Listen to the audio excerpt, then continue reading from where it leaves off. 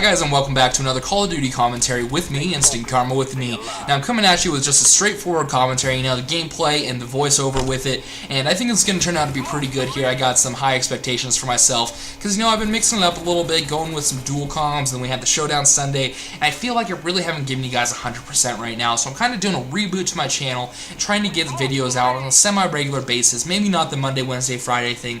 It's just, busy lifestyles right now, but, I really want to give 110% and really go for it with my YouTube channel, because it's something I love, and it seems like it's something you guys love too. So without much further ado, I'm going to go ahead and jump into the topic today, and the topic, I'm going to go ahead and just say it, is what makes a good map. And, with Modern Warfare 3 coming up, I kind of want to address more or less my wish list in a unique fashion, and that's why I'm asking this to you guys as well, is, there's things that I've been thinking about, that I want to have in the game, good weapons, good maps, and good playstyle overall, but, it varies for every person, what makes a good game and what makes a good map and things like that.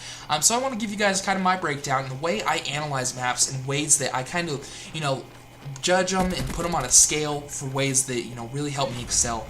So the first one is going to be size of a map. That's one of the things I look at first, because, based off the size of the map, depends on what kind of weapon you need. Like, if we're going into Stadium or Nuketown, I know to either get that shotgun or submachine gun on, because it's going to be up close and friendly all day long. Now, if we've got a bigger map, say the size of Array or Silo, I'm going to want to go ahead and whip out a sniper or an assault rifle, something that's going to give me that long-range opportunity to get a kill if I see somebody. So that's kind of what I look at first in a map, is the overall size, and I think with Call of Duty, they need to kind of stick with small to medium-sized maps, because what they really rely on is that intimate combat, the kill feeds, the kill streaks, and everything like that. I feel like if you want a big map going on, that you can go ahead and switch over to Battlefield. They got those gorgeous maps that are huge, and you can run around for hours, and, actually get that real warfare feel, where you gotta see a few guys every few minutes here, and take their heads off if you want to, and, just get a good feel for it. But I think with Call of Duty, it really relies on these intimate scenarios where you're just running up and putting the bullets in their face and then going on to the next guy. So size is a huge part for me when it comes to a new map. The other thing that I think helps out a lot, and this is more so if you're an objective player, not just team deathmatch or things like that, but that's going to be symmetry to a map. I think that really helps maps catch on overall, because we all know that if you're defending A flag as opposed to C flag, and then the spawns switch, and the game starts to catch up a little bit, because we'll go ahead and sit at that one flag, and it's like, this is the terrible end to defend. It's always easy to get spawn camped. They can go ahead and just set up their position around you, because there's no symmetry to it. Now, when we have symmetry involved, you're going to be able to attack the same spots that you were previously defending, and you know where to look and things like that. You get a good feel. You don't really have to adjust once you get to the other side of the map and turn around and come back at it. It's more of a, a unified feel to the map, and it really lets you go forward and get what you need to get done without anything really interrupting that. And so I think the symmetry is a huge part, and that's what I've heard from a lot of pro gamers especially, is that that's what they love and that's what they look for, because when they're choosing maps for MLG, capture the flag is another big one. They want a map that is not going to be giving one side a huge advantage, and with non-symmetrical maps, one side often has a greater advantage over the other.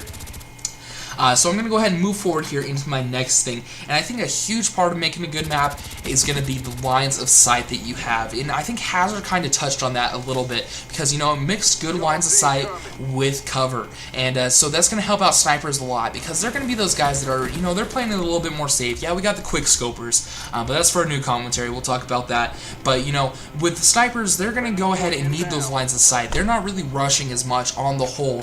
They're going to be, setting up in a position and kind of monitoring an area, as opposed to doing what you would do with the sniper rifle or with a shotgun or a submachine gun or assault rifle, something like that.